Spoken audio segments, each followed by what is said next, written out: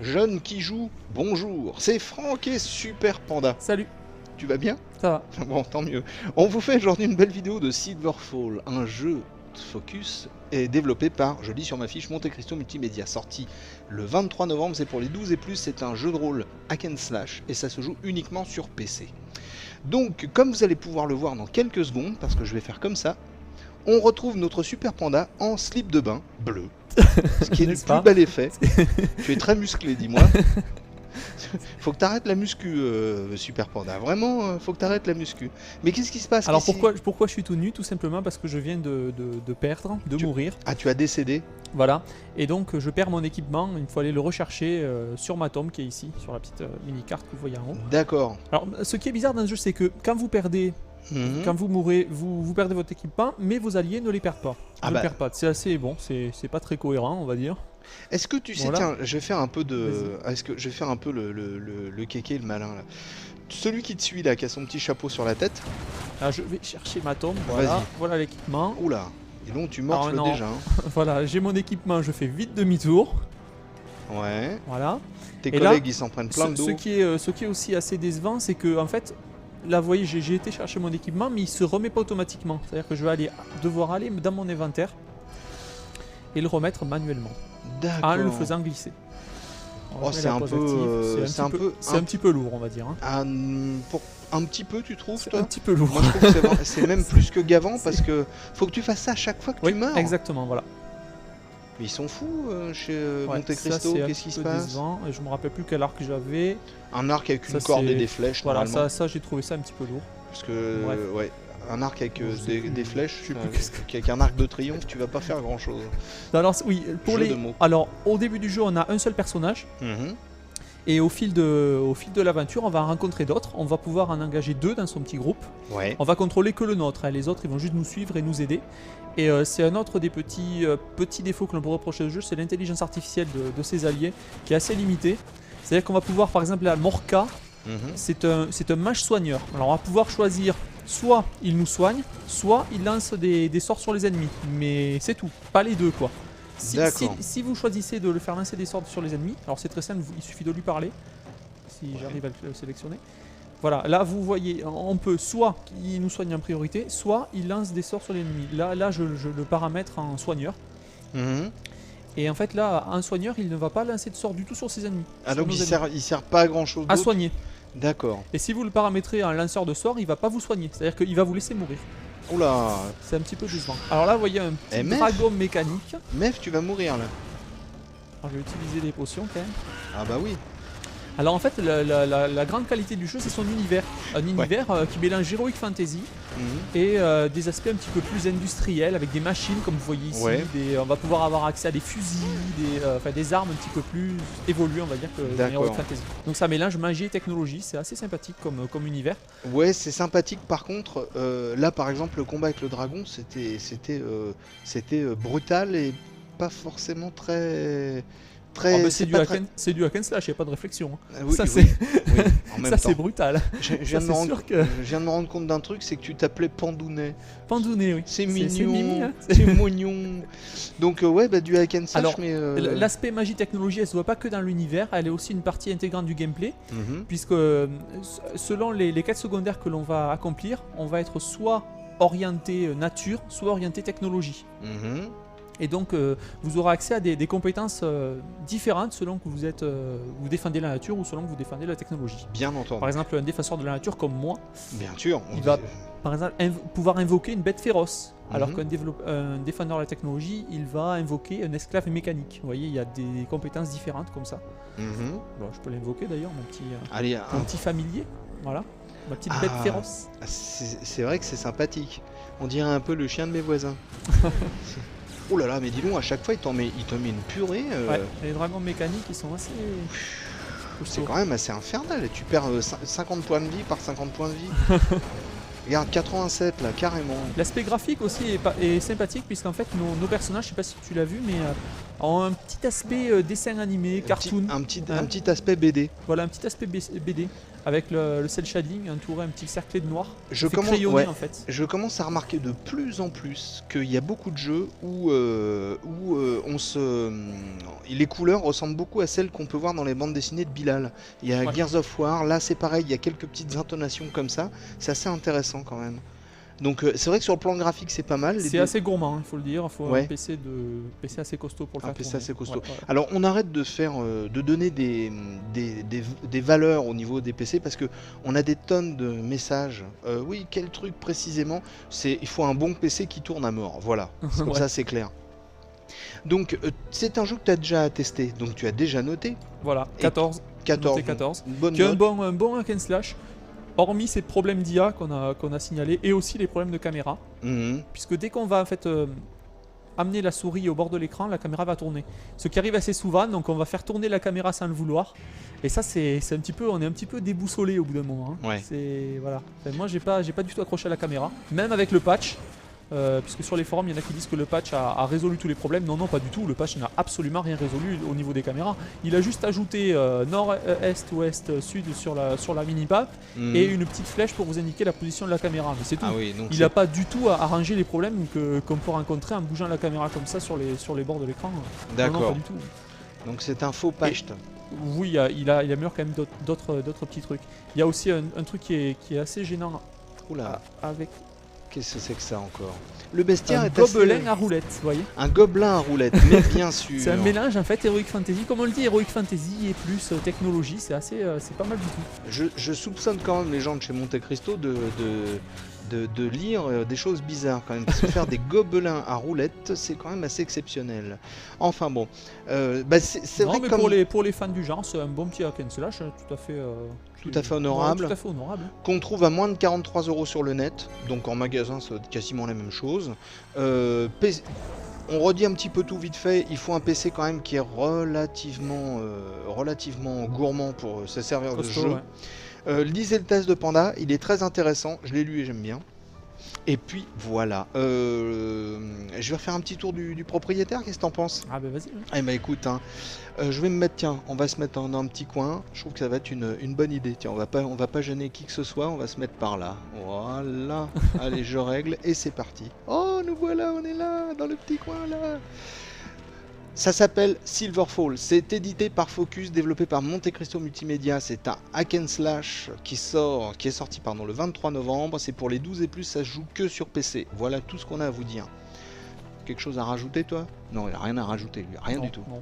Allez, on vous dit Pas merci beaucoup. Il est Pardon. pas très bavard d'ailleurs. Non, il n'est pas très bavard, non, il est un peu coiffé comme dans Arthur et les Minimoys, mais c'est à peu près tout. On vous dit merci beaucoup d'avoir regardé cette vidéo, et à bientôt. Allez, ciao. À bientôt, Allez, à bientôt. bonne journée à toi.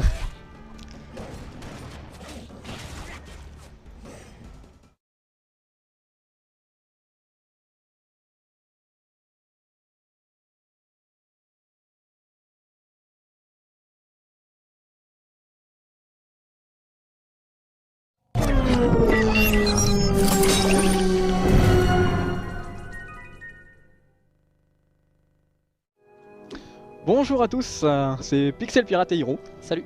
Et on vous accueille cette fois-ci pour une grande ou petite, je ne sais pas encore, vidéo de Silverfall Earth Awakening sur PC donc. Enfin c'est l'add-on de Silverfall. Oui. Alors c'est toujours édité par Focus, c'est développé par Monte Cristo, c'est du hack and slash, ouais on peut dire ça, hein, Oui, plus ou oui. moins. C'est sorti le 21 février et eh bien c'est déconseillé au moins de 16 ans puisque bah, ça tranche quand même un petit peu. Il y a quelques effusions de sang, mais c'est pas bien méchant quand même. Hein. Ouais, on dit ça, ouais. Et après on voit des jambes qui voltigent et tout, ah c'est immonde. Non, pas ce point. Bon, alors, qu'est-ce que tu peux nous dire sur cette extension? Qu'est-ce que ça apporte de plus au jeu d'origine? Eh bien écoute, alors tout d'abord, les développeurs ont vraiment fait un gros effort au niveau de l'interface, c'est ce que je voudrais vous montrer en premier lieu, puisqu'ils ont vraiment tout modifié.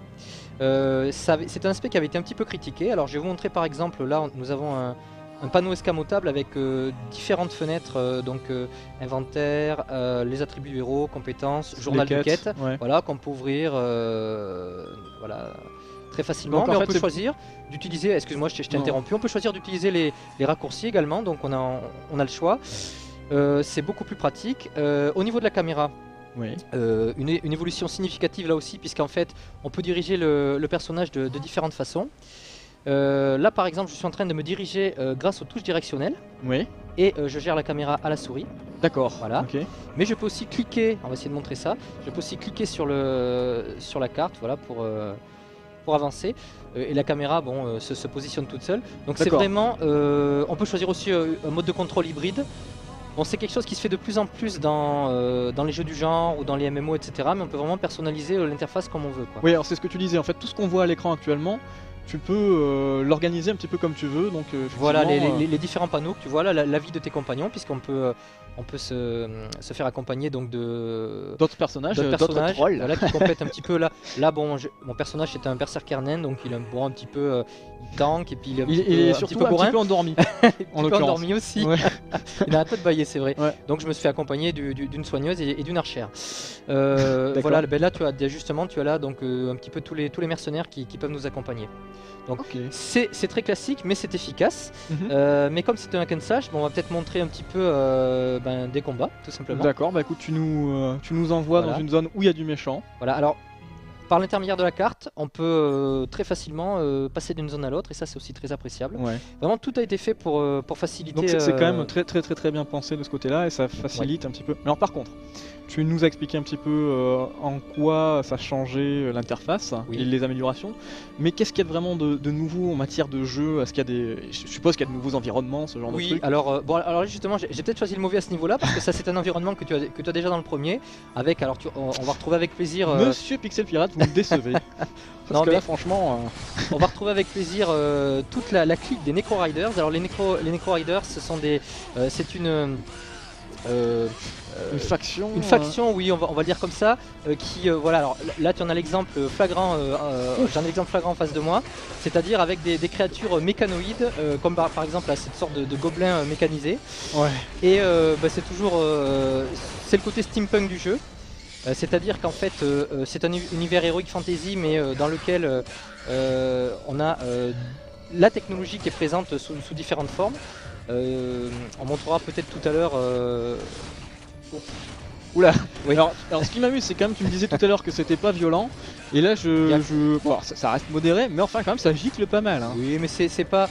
Ah, oui, c'est du bon sang. Je veux dire, c'est c'est du sang qui tâche pas, donc il n'y a pas de souci. Oui, j'étais en train de dire moi simplement, voilà, le côté steampunk est assez original.